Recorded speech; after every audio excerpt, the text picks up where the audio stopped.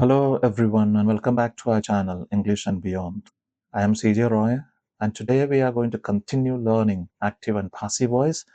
And today's class is a special one where we are going to learn about verbs with two objects and how to change them into passive voice. So, without wasting any time, let's get started with today's topic changing active voice with two objects, verbs with two objects, into their corresponding past tenses. Yes, verbs with two objects, direct and indirect or personal object. Passive voice with two objects. Explanation. Some active sentences have two objects. Yes, you heard it correct. In some sentences, active voices, we will have two objects. Instead, normally we have one object, but sometimes we can have more than one, two objects. And these two objects could be called as direct object and indirect object. This indirect object could also be called as personal object. Get all these names clearly into your head, dear learners. So sometimes these objects, we have two, and one will be a direct object, the other one will be indirect object or personal object. So what is a direct object? The thing being acted upon. Direct object. Indirect object, the person receiving the action. No, you have not understood. No issue. Let's go forward and you will understand. Either object become the subject of the passive sentence. Remember, subject becomes object, object becomes subject. That's a main rule.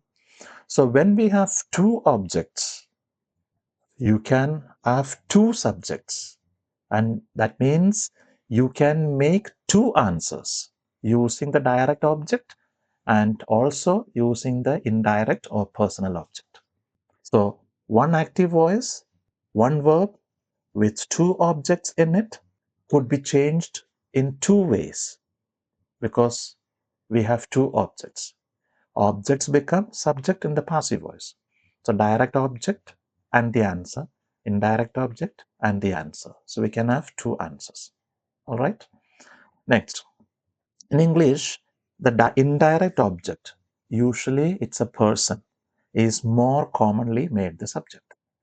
Now remember, even though we can make two sentences, we normally in English language, we take the indirect or a personal object. When it answers the question who or whom, that is person, that is normally the indirect object. When it answers the question what, it's a direct object. From the example, you will understand. Okay, don't worry about that. I will explain again. So normally, which object we use normally in English language, normal practice, we take the indirect object. So take that personal or indirect object and make your sentence answer. Fine. From the examples, you will understand this better. She gave me a gift. She gave me a gift. Which is the subject here? She. Which is the verb here? Gave. Now, which is the object here? We have two objects here, if you notice. One is me. The second one is a gift. So we have two objects. So passive one. If you take, now you tell me, she gave me a gift. Tell me, which is the direct object here and which is the indirect or personal object here? You need to ask, if you want to find out, it's easy. You ask this question. She gave me what? She gave me what? A gift. So what answers the direct object? She gave me what? A gift. A gift is the direct object. Correct? Now, she gave a gift to whom? To whom? Person. Whom? Me. So me is the indirect object, or me, I, is a person. So it's a personal object. So now you understood how to find out. The previous slide, said direct object is the thing being acted upon, indirect the person receiving the action. Okay. Doesn't matter if you don't understand those explanations. Now, first one, let us take passive one. And this is passive one where we use the personal object as the subject. or the indirect object as a subject. Indirect object and personal object, one and the same. Okay, direct and indirect. So we normally in English language, I told you already, we normally use personal object or indirect. So I, okay, me is the object we picked. So when you use in the nominative case, as a subject, when we use me changes into I. Objective case, earlier we learned. So I gave is past tense, simple past. So I was. Then gave, give, gave, given. So I was given a gift. I was given a gift by her. If you want to use by her, I was given a gift by her. It sounds so well. It sounds natural. Next, using direct object, which is a direct object here, a gift. So here, a gift. A gift was given to me by her. A gift was given to me by her. A gift was given me by her. To sometimes not necessary. Gift was given me by her. Also, we say that way also.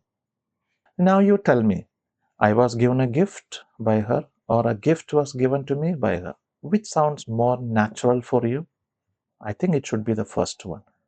That is the reason we normally use, under normal circumstances, conditions, we use indirect or personal object as a subject and make the answer. Correct? Yes. They told me the news. Now you tell me, they told me the news. What is this they? It's a subject. What is told? It's a verb. What is me? It's an indirect or personal object. What is a direct object? The news. So take the personal object, I. Okay, they told is simple past, so after simple past we had to use was or were. Since I is singular, we use was. I was told the news. I was told the news by them. Or else, the news was told to me by them. The news was told to me by them. Something not very natural. That is why we use the first one. Correct. Third one, the teacher taught us a lesson. The teacher taught us a lesson, right? The teacher, subject, taught, simple past tense, verb. Us, personal object or indirect object. What was taught? A lesson. The teacher taught us what? A lesson. So a lesson is a direct. The teacher taught a lesson. To whom? Us. That's personal. So us we take here. So us changes into we as a nominative case. We. Now after we in the past tense, where we use, not was. So we were taught. The teacher taught. This is V2 form. But here it is V3 form. That applies everywhere. So we were taught a lesson by the teacher, or else a lesson was taught to us by the teacher. Either way. I hope it's clear. So we can have two objects. This is what I explained.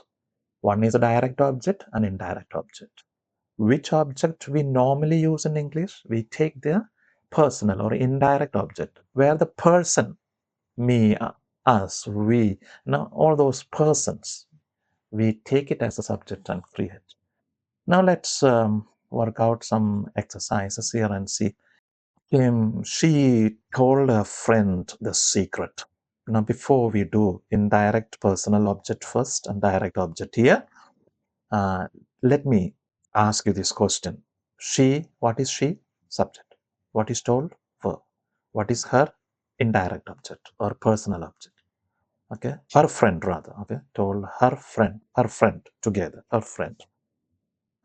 She told her friend what? The secret. So it's a direct object. So how will you frame this answer here? She told her friend. Her friend was told the secret by her. Now here we need to use the other one.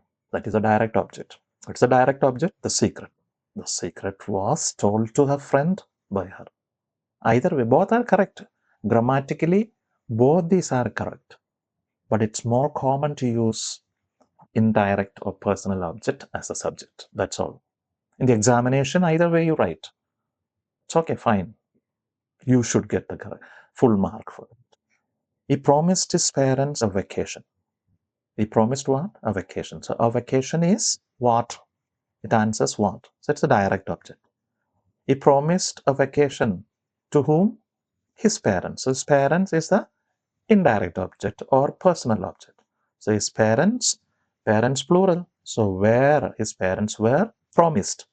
V3 form. Promise, promised, promised. Third form. His parents were promised a vacation by him. And then if you use direct object, a vacation was promised to his parents by him. Okay. Next is the librarian gave the student a library card. Tell me, the librarian gave the student a library card. What did the librarian give to the student? Library card. So a library card is direct object, and the librarian gave a library card to whom? The student. The student is the personal object. Now, please, I leave it to you. This one. Please try this for yourself and see if you can get this correctly both. All right. Well, that's all in this video for you. And I'm sure that you learned how to change into passive voice when we have a sentence in the active voice and which has got two objects. Of course, this object will be direct object and indirect or personal object. And I explained we normally use personal object as the subject. All these things we learned. And I'm sure this has been a useful lesson for you, video for you. And if you enjoyed this one, please like, share, and subscribe to our channel English and Beyond. And don't forget to tap the bell icon so you will never miss our next English lesson. In the meantime, keep learning, keep practicing, keep growing with English and Beyond.